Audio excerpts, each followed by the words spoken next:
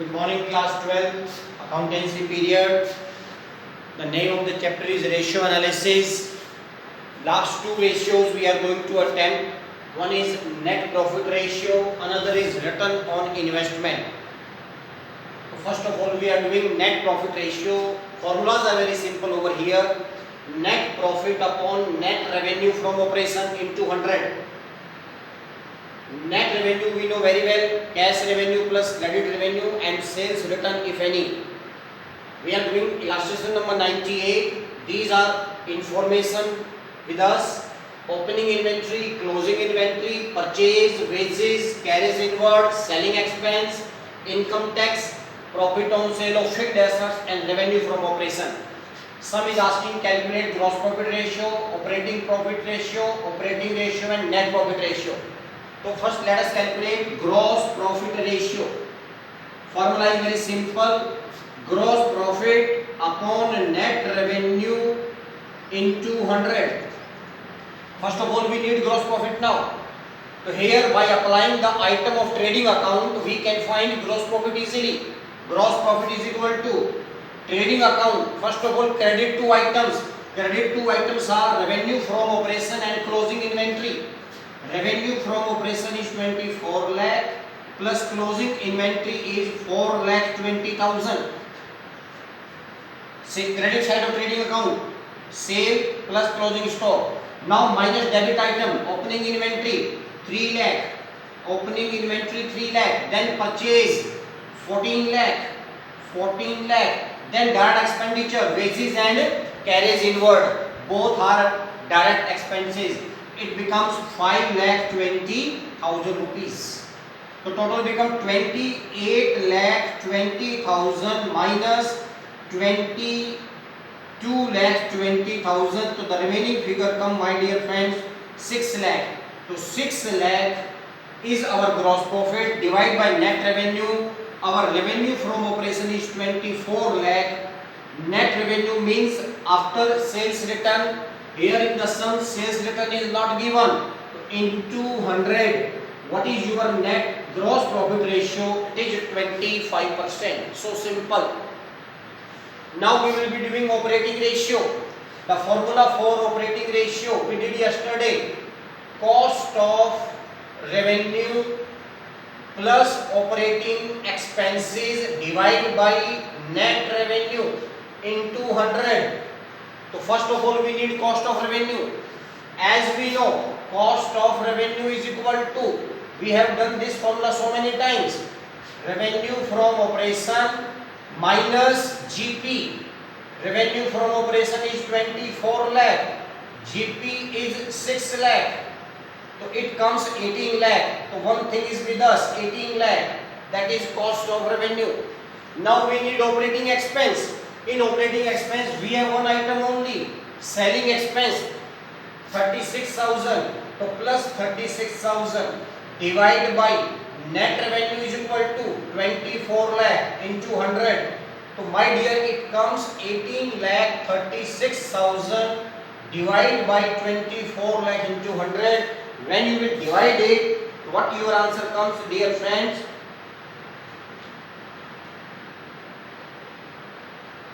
I here forgot to write one item, that is ADM expense. Administrative expense I forgot to write over here, 84,000. So ADM plus selling expense, both are our operating expenditure. So it becomes 1,20,000 rupees. So it becomes 19,20,000. 19,20,000. Find the ratio. You will find it is 80%. It is 80%. So this is known as operating ratio. Now after operating ratio, let us go for operating profit ratio. Operating profit ratio. Operating profit ratio is equal to operating profit divided by net revenue into 100. And one more formula I told, 100 minus operating ratio. So 100 minus 80% is equal to 20%. But let us check whether it is correct or not. So first let us find operating profit. Operating profit is equal to gross profit minus operating expenditure. Your gross profit is 6 lakh. Your operating expenses are 1,20,000. Add them plus selling. So my dear, it comes 4,80,000 divided by 24 lakh into 100. To find it, sir, 20%. In both way the answer is same. So this is the third ratio, operating profit ratio. And the last ratio we are going to find out is net profit ratio. What ratio we want to find, sir? Net profit ratio is equal to net profit. So in order to find net profit, we have gross profit already. Let us deduct all expense. Wages, carriage already deducted. Now Adam and selling 120 lakh, and income tax it is 1 lakh, and we have given one income also, profit on sale of fixed assets 20,000 rupees. This will be your net profit. So my dear, it will be 4 lakh. So 4 lakh divided by 24 lakh into 100. In this way we are going to calculate our profitability ratio. In profitability ratio we have already done number 1 GP ratio, number 2 operating ratio, number 3 operating profit ratio, number 4 net profit ratio. Now the last ratio which we are going to attempt under profitability ratio is return on investment. It is known as return on investment. It is also known as return on capital employed. Capital employed. Formula is very easy. Net profit before interest and tax. The net profit which is given by income statement, that profit we are going to take, but that profit should be before interest and tax. Means interest and tax should not be deducted. If it is, add it again. Divide by capital employed. What is the meaning of capital employed? Capital employed means the total amount of capital introduced in the business. जो total पैसा हमने business में लगा रखा है, whether it is our own money or whether it is borrowed money. So there are two formulas for capital employed. Number 1, shareholder fund plus non-current liabilities. Shareholder fund means what, my dear? Shareholder fund we did earlier also in the topic proprietary ratio. Shareholder fund means share capital, equity and preference share capital plus reserve and surplus. So these are three components of shareholder fund. Number 1, equity capital, number 2, preference capital, and number 3, reserve and surplus. And then NCL, non-current liability. Non-current liability means long-term borrowings, debentures, bank loan, mortgage loan, public deposit, etc. are non-current liabilities. Both items are related with balance sheet liability side. If suppose you do not have given any of the item to calculate capital employed and you have given asset side, for that we have this formula NCA, non-current assets. Non-current assets stands for total fixed assets. Total fixed assets. Then current assets minus current liabilities. In book you may find this formula in this way: non-current assets plus working capital. CA minus CN stands for working capital. So this formula tells us that what amount of percentage we are earning on the amount invested in the business. कि जो business में हमने पैसा लगा रखा है उस पर हम कितना परसेंट प्रॉफिट अर्न कर रहे हैं. So this is known as return on investment. Let us do one sum for that. Sum number 100. We are making century now. This is illustration 100. We have given following is the balance sheet. In that balance sheet, you read it carefully, dear. First item is share capital, reserve and surplus. Then non-current liabilities, we have long-term borrowing, long-term provision. Then we have total liability and then assets. And reserve and surpluses are given in the note number reserve and profit. And then long-term borrowing we have given 15% debenture. Calculate the return on investment.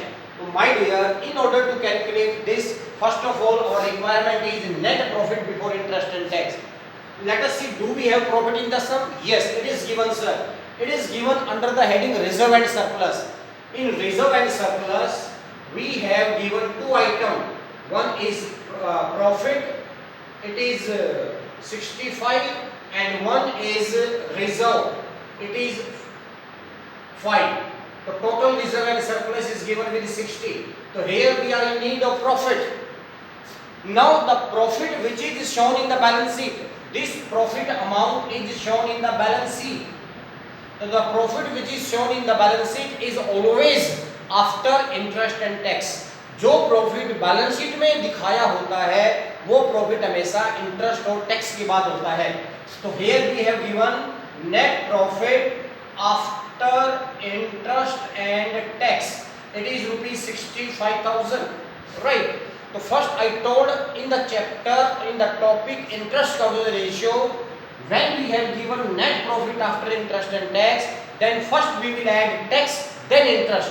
पहले tax add होगा, add tax, right? And then we will add interest. But in this sum, the sum number 100, tax is not given, so that's why we cannot take. But interest is given to us. How interest is given to us? In note number we have given 15% debenture 1 lakh rupees. 15% debenture 1 lakh. It means this is the rate of interest on 1 lakh rupees debenture. So our interest become 15,000 rupees. Tax we don't have, nil. So my dear, it becomes our 80,000 net profit before interest and tax. So one item is ready with us, net profit before interest and tax. Now another we need capital employed. Capital employed, shareholder fund. So here we have given share capital 2 lakh rupees and reserve and surplus are given 70,000. Shareholder fund, share capital plus reserve. Then we have given NCL, non-current liability. So here in a non-current liability we have given two items under the NCL heading. One is long-term borrowing and another is long-term provision. 1 lakh is NCL and 30,000 is long-term provision. So your capital employed becomes, my dear, 4 lakh. Another formula I told to calculate capital employed is non-current assets. Let us go for that also here. Here non-current assets are given to us 3,40,000.